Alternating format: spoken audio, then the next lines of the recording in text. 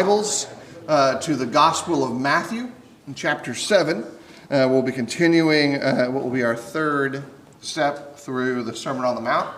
I am appreciative that Rich was able to teach for me last Sunday.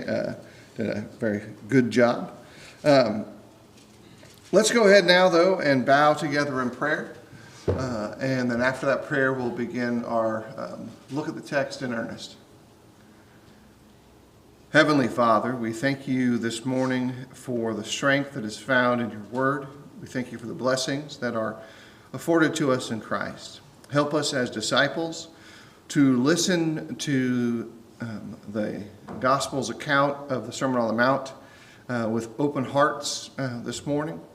Help us to be wise listeners and discerning listeners, to have the capacity to set aside our desires and pressures that we have adopted in this world and more clearly focus in on heaven. Please forgive us of our sins, and we offer this prayer in your Son's name.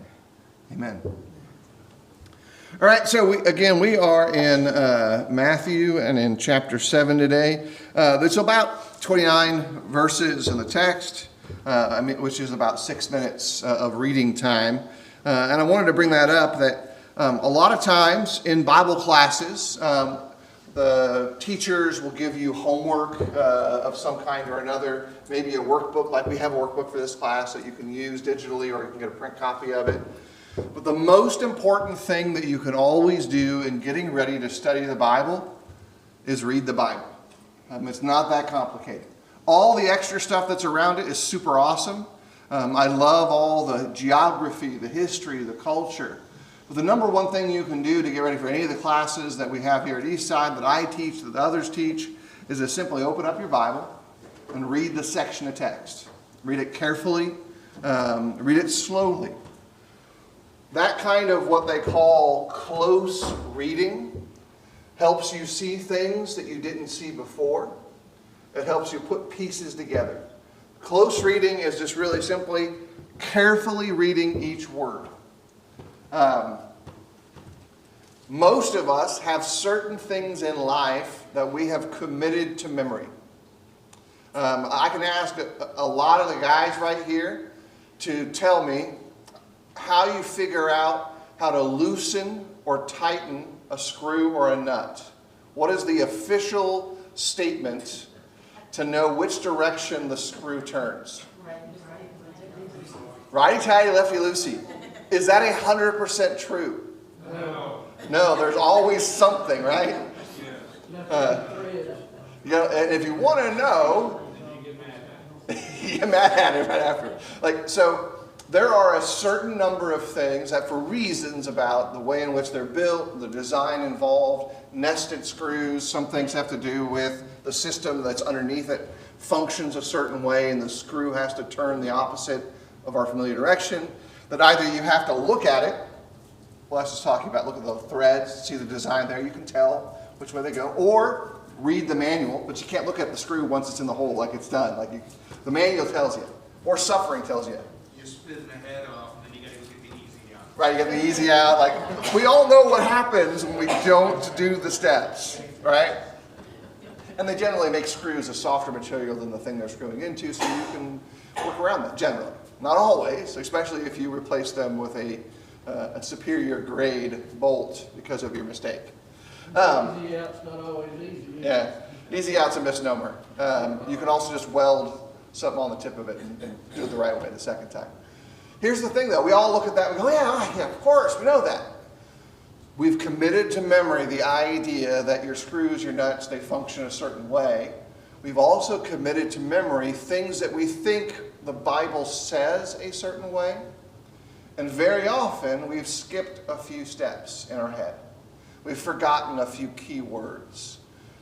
We've included conversational concepts in the way that we quote or restate Bible principles. It happens a whole lot with things that we understand Jesus to have said.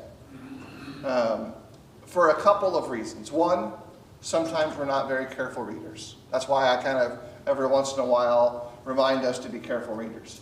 Two, some of us have locked into a particular form of saying a thing, maybe because of a translation that we're very attached to, sounds a certain way, maybe because someone said it this way over and over and over again and it's kind of stuck. But then we read it slowly and closely, maybe even the same translation that we think we're quoting, and we're like, oh, I skipped a word. I forgot a word. Or maybe I was bridging two stories of Jesus where he said two similar things, and now I've made them into one sentence or one paragraph of information. Synthesis like that isn't necessarily wrong, but it's not close reading.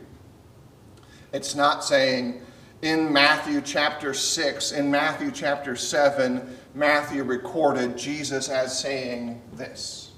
There are two levels of standard and understanding. And so when we're thinking through the Sermon on the Mount, it includes some phrases that are in part similar-ish to that. Things that are super important, super direct in its value. And we're going to start this morning and ask, Tyler, could you read for us the first 6 verses of chapter 7? Matthew 7, starting verse 1. Judge not, that you not be judged, and you be not judged. For with the judgment you pronounce, you will be judged, and with the measures you use, it will be measured to you. Why do you see the speck in your brother's eye, but do not notice the log that is in your own eye? Or how can you say to your brother, let me take the speck out of your eye, when there is a log in your own eye? You hypocrite. First take the log out of your own eye, and then you will see clearly to take the speck out of your brother's eye. Do not give dogs what is holy, and do not throw pearls before pigs, lest they trample them underfoot and turn to attack them. All 6 verses there should be to some degree or another based on how you immediately think of yourself, challenging. They might challenge your past and say, I didn't behave in a way that matches that. They might challenge your present and they say, these are difficult to chew on. They might challenge your future to think, how am I going to do that thing? How am I going to move and angle in this way? Because as we got up here, Jesus is encouraging us to be discerning while being careful about judgment, about judging. These are words, I'm using them specifically, that are super similar. And sometimes they overlap. Because the Bible clearly tells us in the English language, you can't judge, but then he goes, instead you've got to use a kind of discernment to arrive at a judgment. Now that's challenging. That's a tough thing to do because as human beings, we develop strong opinions and strong habits. When Alan and I were returning from Egypt and Israel, Alan was getting desperate for one particular type of food. Alan, what did you need deeply? Anything but falafel. Anything but falafel, which manifested specifically as, I need a steak. I need to have a steak American style. He even considered purchasing one over there until he saw the cost of the steak and he was like, maybe not. Steak's uncommon in Israel. And his opinion system was super strong. He could survive if he had to on falafel for longer. He didn't want to. He was ready to be done with falafels. It's like, I need something different. Well, that's an illustration of opinion, strongly held, versus need. Didn't need it, but wanted it. Totally fine. And he had to work out that solution. We sometimes do the same kind of things that are more adjacent to moral behavior and congregational action. Because we'll take our opinion and say, I really wish it was this way. In fact, it needs to be this way. Because I need it to be this way. We do the same thing with any other similar-ish area to relational Christian behavior. Oh, what? You're going to sing that song right now? Why are we singing this song? Oh, you like songs that have competing melodies with one another, where there's a bass part and an alto part, and they're singing different verses. You could pick all kinds of different stuff where our opinion starts pressing against the text. And how we handle those things comes into play. And one of the things that's really specific inside these 6 verses is Jesus' statement regarding the process you need to use. What's the first thing you need to make sure you check before you start looking at someone else's behavior? What does the modern poet say from the current era? There's my man. He knows the sentence, right? You got to check yourself before you wreck yourself. That's a modern poet. That's just like Paul quoting a couple of Greek poets in his letters. Check yourself before you wreck yourself. It's a fact. That modern poetry says, in essence, what Jesus says here. If you're going to go check someone else's spiritual condition and make an accusation of deep moral harm, you might want to see if you've got, in this case, a spar or a beam in your own eye. And he uses that idiom that makes this seem a little bit interesting because they have, relatively speaking, a speck or a mote. It's one of those instances where the Bible isn't saying that these things are equal. He's saying your problem is obscuring your view so much that you're seeing their tiny issue as if it was your big beam, your big log. Honest answers only. Have you ever felt like someone was looking at you with a spar or a log in your eye and then they treated you poorly because they were blind to what was going on? I think all of us probably have been there. Now the next one, this is the hard one, and you don't have to answer this one. Have you ever done this? Have you ever been so blinded by your own circumstance that you thought you were fixing a problem and actually what you ended up doing was hitting someone over the head with your log, your beam, trying to fix their problem? Yeah, I think that's probably also like, if you've been in one end of the circumstance, you've probably been the other one. Jesus is straight telling us that this is a normal thing to have to work through because he includes it in his message to humanity. Why do safety rules get invented? Someone did something that said we have to have a rule not to do it anymore. And some of us feel like we're the one who creates those rules by our choices. That might or might not be true. But they exist because somebody did a thing.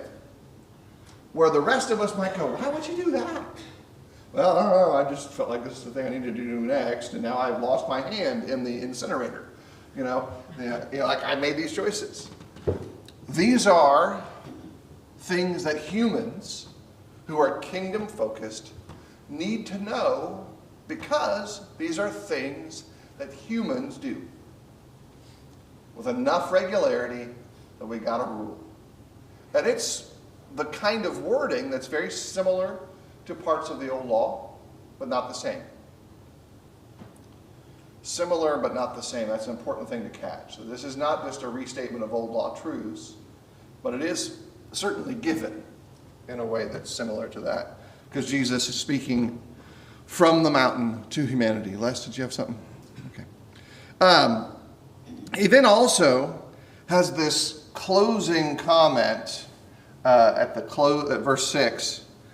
Do not give dogs what is holy, and do not throw your pearls before pigs, lest they trample them underfoot and turn to attack you.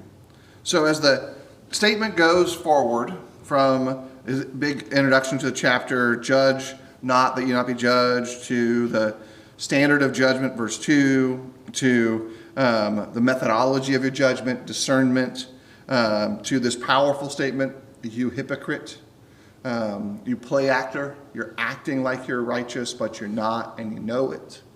To this last one, don't throw your stuff before dogs.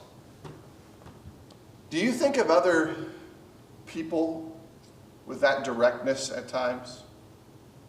Would you look at someone and say, they're a pig, they're a dog? Honestly, I think we do. We just don't want to admit that we use those terms. We may not use the same phrasing. But how about this one? Those people. You people. In certain segments of culture and society, that is the equivalent of saying that somebody's a dog. You people always do this. Why are you categorizing me? I thought I was a human that was individual from all the other humans. That's part of like the interconnections of humanity. We do these kind of things, but then we don't realize we're doing them because we put a new label on it. Go back up in the text. Remember, all of us are getting the warning to be careful with our discernment before we get the final statement in this section that says, be careful who you give it to. In this case, those who are not going to listen to what you have to say. So there's a point, and this is the way to think about it in this section of the text, where Jesus is in essence saying, as you apply judgment, as you apply discernment, be aware that there's going to be a point when you're talking about the kingdom, you're talking about the gospel, you're talking about righteous and moral behavior, where someone is going to stop listening to you. And when that happens, what's your behavior need to turn to? If they're no longer listening, is getting them told going to fix a thing? It's not. But do we feel compelled to tell them? It's human nature. Yeah. There used to be this joke that still kind of exists on like bulletin boards and different places where you see this guy hunched over his computer and the clock behind him says like 11:30 p.m. and someone say, isn't it past your bedtime? It's like, no, there's people wrong on the internet. I need to tell them. Like, that's a truth because people do that. But at that point, there's a certain point where they stop listening to you. And on the internet, you can block somebody. Like, freely unfollow is a life rule. It's okay. Verse 6 to me is in my head, I'm screaming, no good deed goes unpunished. Or you're trying to tell somebody.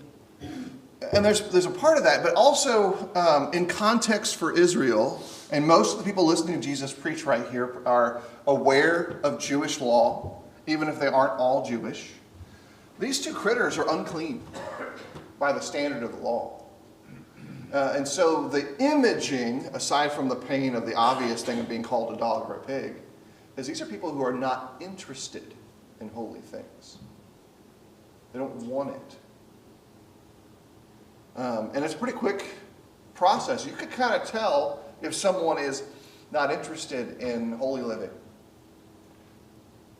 That doesn't mean you write them off, you treat them meanly, horribly, but you realize they just don't want it right now. And if I keep to push at them, if you push at someone who doesn't want something, what do? They push Shut you out completely, push back. You now create a new problem. And you also maybe, if you go back in the text, you probably realize that, hey, maybe I should be focusing on the beam in my eye so that I could take the speck out of my eye too, is probably there as well. And then help people who are seeking holy things. There's some context there on the relational side that I think is super applicable.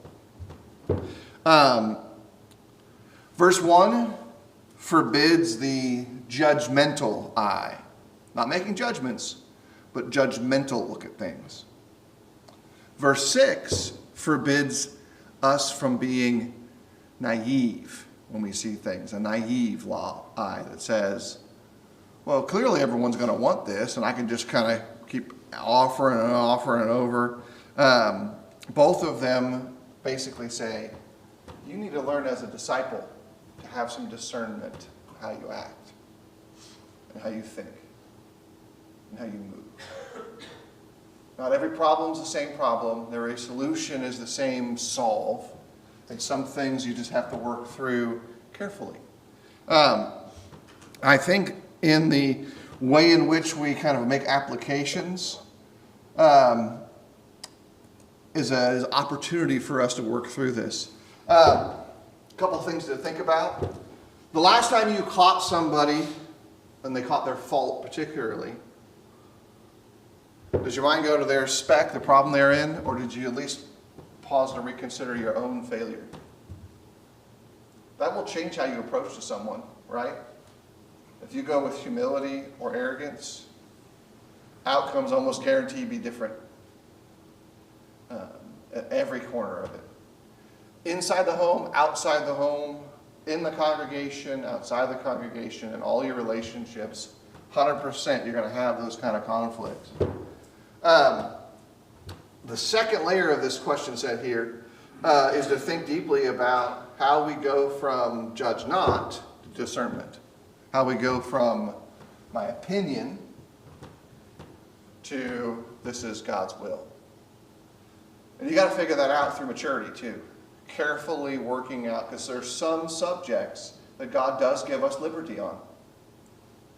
And we have the obligation to think deeply about our own convictions, which might be more limiting than those who have a willingness to relax. If Alan, I'm going to put Alan on the spot here. I know pretty much that I'm okay with this choice. If Alan were to walk into the meat market in Israel, and we had seen meat that had been sacrificed to idols, and the guy says, I'll give you a prime cut of this beef right here for $1. Alan would be like, I'm going to start a fire and have steak. He's absolutely at liberty to do so. But in the New Testament text, were there Christians in the first century who struggled with eating something that had been sacrificed to an idol in its past? You know what would be hard for Alan at that moment after a week and a half living on falafel? To look at his brother or sister and know that they struggle with it and come to the conclusion, I can't have that steak yet. He would struggle. I know I would struggle. If it had been brisket at that point, side by side, I'd be struggling right with him and sweating it out. But it's still the right choice, right? But we can also look at each other, Alan and I can look at each other, and know that we are restricting ourselves from a legitimate liberty. And we do that because of maturity. And that's learning discernment and judgment in a practical way. And Jesus is trying to stage his disciples to realize that you're going to be around Christians who are vastly different in their backgrounds to you, and come baggage with it that you have to support while they grow too. You're not expecting them to stay the same forever, but you are supporting them as they grow. And their understanding matures. And you're not forcing it. Because again, back in the context, you're not going to force them to come to your, I'm going to use this very loosely, more correct understanding. Because in the text of Romans, there's never that expectation. There's never this big pressure that you're going to get them to you right away. But you assume maturity takes place over time, and so you can recognize that. The text continues, picking up in verses 7 through 12. Les, do you want to read that for us if you could? Starting in verse 7, reading through verse 12. Ask and it will be given to you. Seek and you will find. Knock and it will be opened to you. For everyone who asks receives, and the one who seeks finds. And to the one who knocks it will be opened. Or which one of you, if his son asks him for bread, will give him a stone? Or if he asks for a fish, will give him a serpent? If you then, who are evil, know how to give good gifts to your children, how much more will your Father who is in heaven give good things to those who ask him? So whatever you wish that others would do to you, do also to them, for this is the law and the prophets.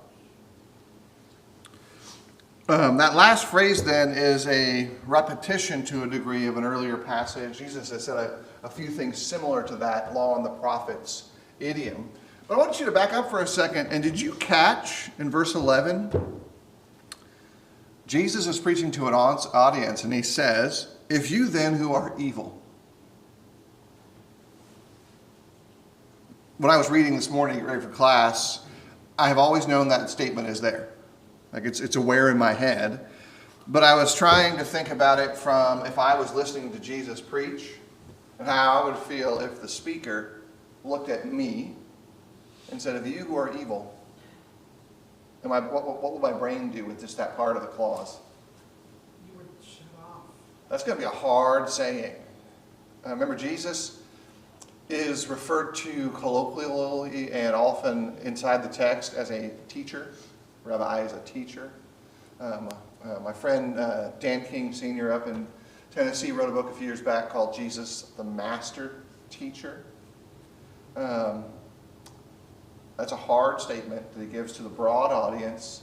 He calls all of those people there, in essence, roughly evil to a degree. It's a soft edge because he's not literally saying you're all reprobate. But he's telling them the truth. This is a truism. You who are evil know how to give good gifts to your children. How much more then will your Father who is in heaven give good things to those who ask of them? The contrast between humanity and divinity is the focal point, but it comes with the sentence stepping on the chest or shoulders of humanity to get to this higher point. Jesus is saying earlier in this thing that this is really a framework for the way in which you pray. This is an internal message about approaching God. Ask and it will be given to you. Seek and you will find. Knock and it will be opened to you. You ever give up on praying for something to come to pass? Like you just decide it's not going to happen? I think a lot of folks have variations of that. Or you allow one prayer angle to die so that a better one can live. And that's okay too. It's okay to let your heart's expectation shift in a new direction because you've learned, hey, maybe this actually is better for me over there. And maybe God needs me to be like this, and I thought I needed to be like that. And so I'm going to let this one go. In the middle of that is a couple of things. There's other statements of Jesus too, where he talks about persistence in prayer in different ways. That's what part of this message is. It's about persistent behavior, persistent asking, but it's also fundamentally about trusting that the person you ask is going to give you what's good. Which is different than we sometimes frame it like, well, I asked God over and over for this. He never answered my prayer. And so I guess what he gave me was no. That's a truth. There's nothing wrong with that. But in between you asking and you accepting that no was the answer, God continued to give you good things. Many times different than what we expected, but he continued to give you good things. And above what he gives humanity, generally speaking. You still received good while asking for what you wanted, beyond the minimal expectations. Is bread good, generally speaking and literally? I know there's some health complications for excessive carbs and all those different things that might be issues, but bread's good. And in the biblical picturing, the Old Testament imaging, bread is very good. God is saying, while on the earth, that humans will give bread to their children to take care of them. Will give them great good. Jesus says, I will give my children in my kingdom greater good. Greater things. There's that angle of this level of trust that not only will God answer, but he'll answer in ways that supersede our expectations. And the angle for our edge of like practical application is to get really good at asking, seeking, and knocking. That's returning to the table to ask for some more, to ask again, and to doing the steps necessary to get from where you're at to where you can ask. What I mean by that is getting your heart to the point where it's willing to ask God to help. Because just as much as human beings are likely to be judgmental, according to what Jesus said earlier, human beings must also be likely to be unwilling to ask, unwilling to seek, and unwilling to not. Because God had to tell us to do it. Think back in your last 15 years. Is there a phase or a time where you were unlikely to ask for help for stuff? I'm giving you a wide range so we can easily say yes without incriminating ourselves, right? But at some point, for whatever angle of things you're looking to do, you realize, it'd be good if I asked for some help. This would be a lot better outcome if I talk to someone who knows how to do this, who can give me some guidance and tell me which direction to go, what plants to plant, or how to work on a thing. Cecilia? I was just gonna say, we're really quick to ask our friends and neighbors and even our church friends for help with worldly things, but we're less inclined to ask for help with spiritual things. Yeah. And we struggle with that. Why? Why do we struggle to not ask for help with spiritual stuff? Shows weakness. Afraid of being weak. Oh, I'm not strong enough. We don't want to look bad, for sure. What else? Pride's a big problem for all of us. Doesn't matter where you are in your circumstances of development as a human being. We tell ourselves, well, yeah, but I should have it all together. And I don't want to admit that I'm not put together wholly. What else? There's more than that. There's about 6 or 7 reasons in my head that I see going around. They're related to both of those. Deepness of conviction of faith. Faith. Our actual faith is struggling to where we will take whatever information we get and we're like, is this really real? These are all interconnected. They're not just one point on a chart and like one's over here, well, it's this reason for me and that reason for you. They're all tied together. And underneath it is our deepness of conviction to believe not only in God generally, but Christ specifically, and that Christ's work can effectively change me. Or that I need changing. Or that I can handle the pressure of people looking at me differently than they looked at me before. Because I admitted that I'm an idiot. It's easy to publicly, generically say I'm an idiot. It's harder to specify how I was dumb and how we were dumb. Because that changes the way people see us in our head. But run back up the text. What do humans already do anyway? They're already judging each other and themselves. And make sure you turn that text around just a little bit and realize that as much as it's also looking outside, it's looking inside too. Who's your worst critic? You are. 100% of the time. Every single inch of it. You're your own worst critic to a degree. Inside this text, though, it reminds us that sometimes people trying to come to help us, who are also bad critics of us, are struggling with their own internal criticism too, and are blind to the problems they have, even if they see that same problem in you, which is kind of part of that contextual illustration.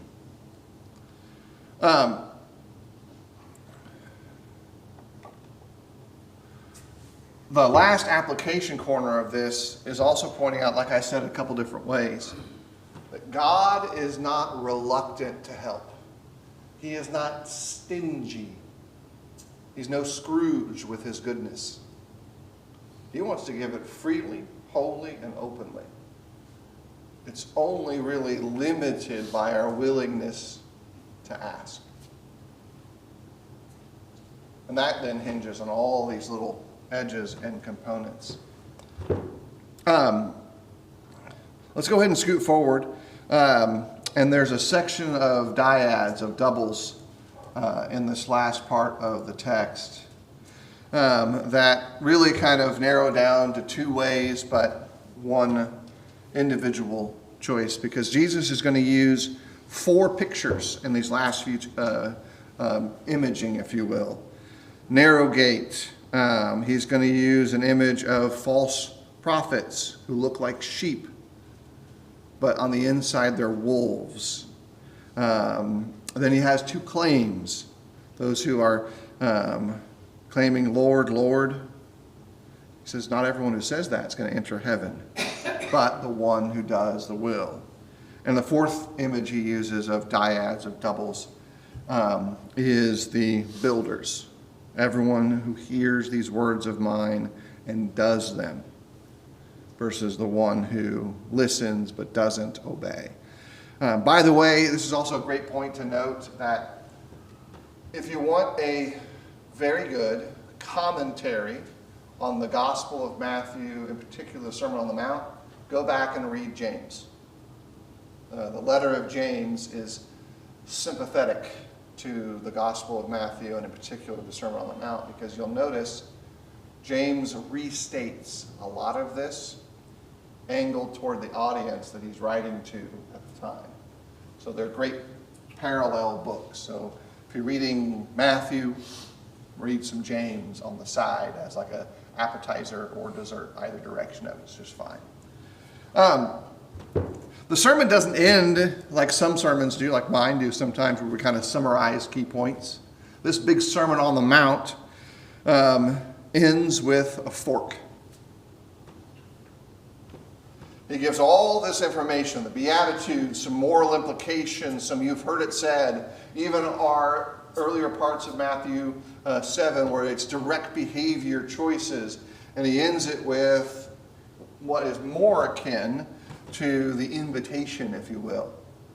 But he's not calling on anyone specifically to do something just yet. What he's calling on them is to choose, in essence, who they want to be. Make a choice regarding their identity, the nature and direction of their person.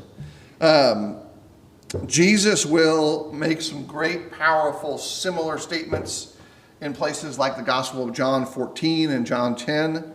Things like, I am the way, or no one comes to the Father except through me, or John 10, I am the door. He's making those, you could think of it this way, like you're standing at the fork of the road, whether the builder story or the sheep story, and Jesus is at one end of the forks. And you can kind of see him.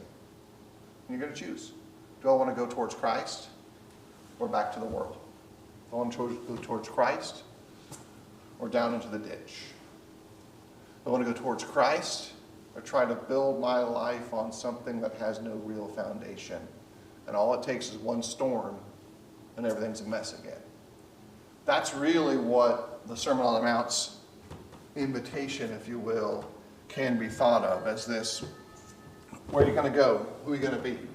I was just going to say that when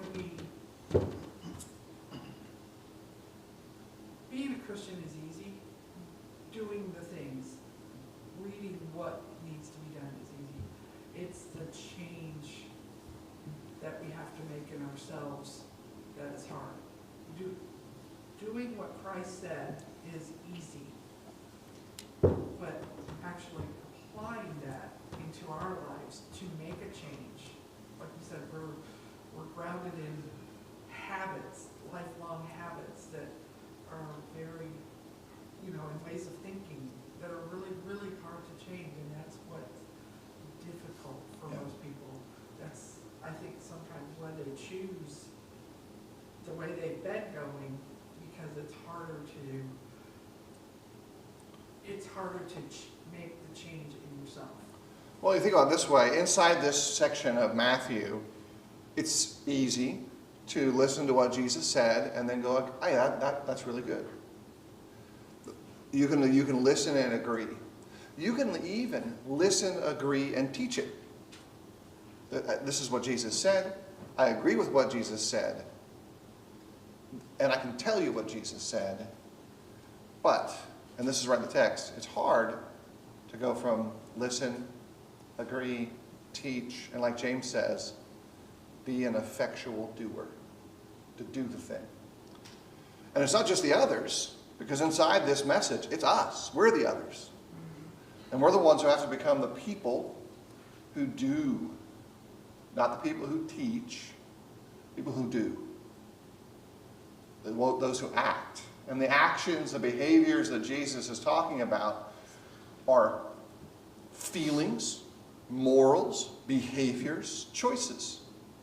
You choose to be kind. You choose to be forgiving. Forgiving is hard work, right? We understand that it's hard to forgive. It's not a light task. It's one of the most challenging aspects of discipleship. Forgiving others and yourself because we remember the hurt.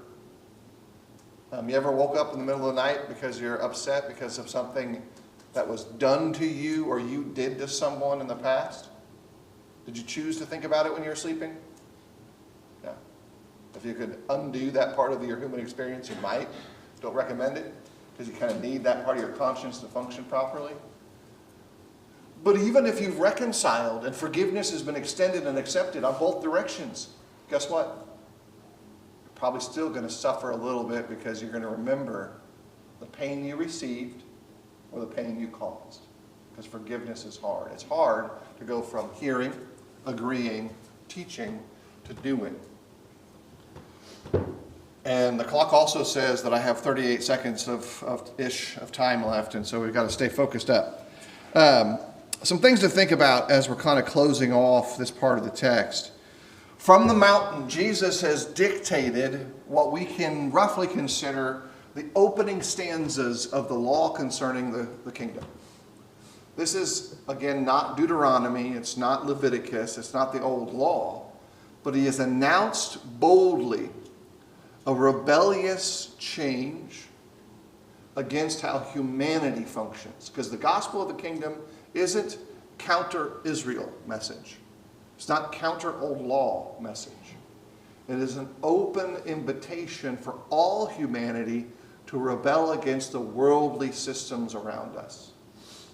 So the gospel is the message of a rebel, but he's rebelling against the status quo, the world, and saying we need a change. Humanity needs to change. We need to return, in essence, to whom God has made us to be. And this kingdom message is really going to push against habits, behaviors, feelings, lack of self-worth, not being worthy, not being good enough. God's saying, no, that's not the standard, never has been. In fact, you'll be adopted in, and you won't be as family and treated as one of us. You will be one of us. You will be in the kingdom. You will be a child of God. Super powerful statements. That's it for time this morning, so we'll have to stop right here. We'll continue moving.